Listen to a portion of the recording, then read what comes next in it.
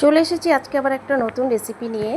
আজকে আইসক্রিমের recipe share করব, যেটার মধ্যে না কাস্টার্ড, না কনডেন্স মিল্ক, না ক্রিম, কিছুই ইউজ করিনি।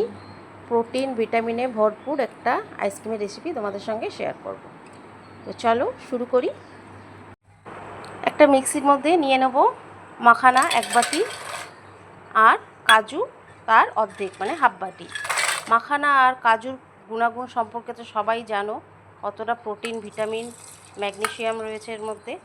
আচ্ছা, এর মধ্যে দিয়ে দিলাম আমি 1 বাটি গরম দুধ। এটা দিয়ে আমি 10-15 মিনিট ঢাকা দিয়ে রেখে দেবো। ঠান্ডা দুধ দিলেও হয়, গরম দুধটা দিলে তাড়াতাড়ি নরম হয়ে যাবে।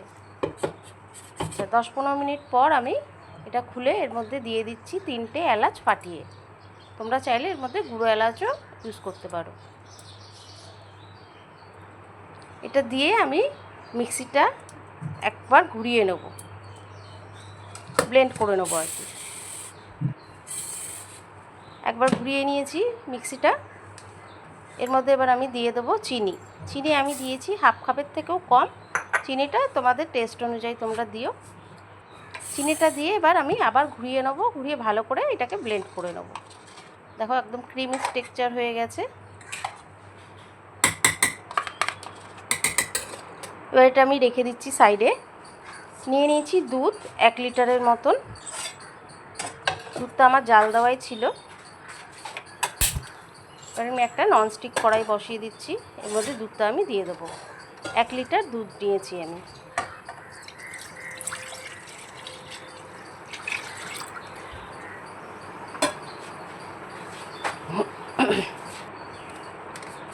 দিয়ে দিচ্ছি 3টে গুঁড়ো দুধের প্যাকেট। 10 টাকা দামের যে গুঁড়ো দুধ হয় তার 3খানা প্যাকেট আমি এর মধ্যে দিয়ে দিচ্ছি।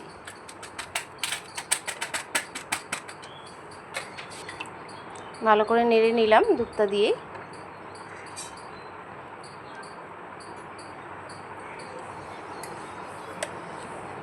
এবার আমি ওই পেস্টটা, মাখানা আর কাজুর পেস্টটা এর মধ্যে সম্পূর্ণটা ঢেলে দিচ্ছি।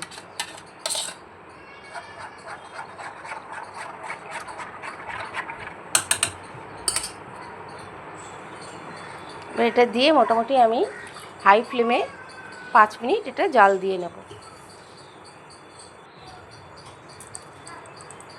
সাইডে আমি একটু বিটরুটের জুস একটু জাল দিয়ে নিচ্ছি, সামান্য, খুব বেশি না, একটু শুকিয়ে নেবো বিটরুটের জুসটা। এটার কাজ পরে আছে, তোমাদের দেখাবো সেটা। দুধটা আমার ভালো করে জাল হয়ে গেছে, দেখো কতটা ঘন হয়ে এসছে। 5 মিনিট আমি হাই ফ্লেমে এটা জাল দিয়ে নিলাম। এবার গ্যাসটা বন্ধ করে এটা ঠান্ডা করে নেব।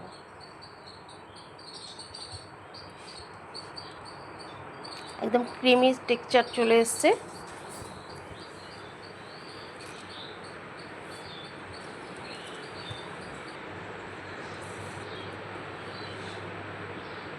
ঠান্ডা হয়ে গেছে। এবার আমি এটাকে আবার মিক্সিতে আরেকবার ব্লেন্ড করে নেবো। তাহলে কি একদম পুরো মানে মিশ্রণটা একদম পুরো মসৃণ হয়ে যাবে, পুরো ক্রিমি হয়ে যাবে।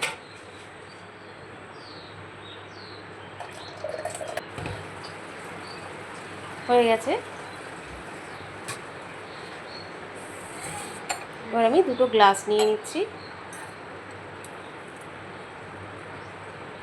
গ্লাসের মধ্যে আমি সমানভাবে ভাগ করে নিয়ে একটা টিফিন কারির মধ্যে ঢেলে নেব। আচ্ছা, একটা গ্লাসের মধ্যে আমি একটু ওই বিটরুটের জুসটা যে জাল দিয়ে রেখেছিলাম সেটা আমি দিয়ে দিচ্ছি। এটা আমি কালারের জন্য আর কি দিলাম। ফুড কালার না ইউজ করে আমি এটা ইউজ করছি। এটা সম্পূর্ণ অপশনাল, তোমরা যদি চাও তবে করতে পারো, না চাইলে এমনি যেরকম সাদা ছিল সাদাই রাখতে পারো। আমি একটু কালারটা দিলে পরে একটু অ্যাট্রাকটিভ লাগবে, ওই জন্য এটা করলাম। এবার 2টো গ্লাস আমি সমানভাবে দুদিক দিয়ে ঢেলে দেবো।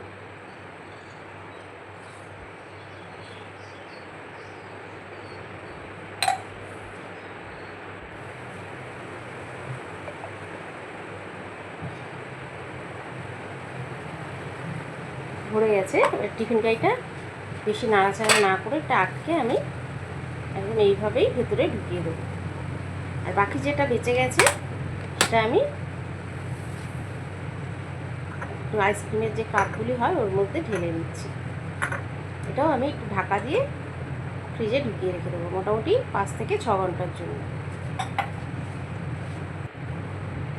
ফ্রিজে ঢুকিয়ে দেবো এগুলি এখন। আচ্ছা, 5-6 ঘন্টার পর আমি এগুলিকে বার করে নিয়েছি। একদম সেট হয়ে গেছে আইসক্রিম, দেখতেই পাচ্ছ। একদম নামিয়েই সঙ্গে সঙ্গে দেখাচ্ছি তোমাদেরকে, খুব শক্ত হয়ে গেছে। ওপর দিয়ে কিছুটা চকো চিপস ছড়িয়ে দিচ্ছি, অপশনাল, দেখতে ভালো লাগবে তাই দিচ্ছি। কত সুন্দর লাগছে দেখতে।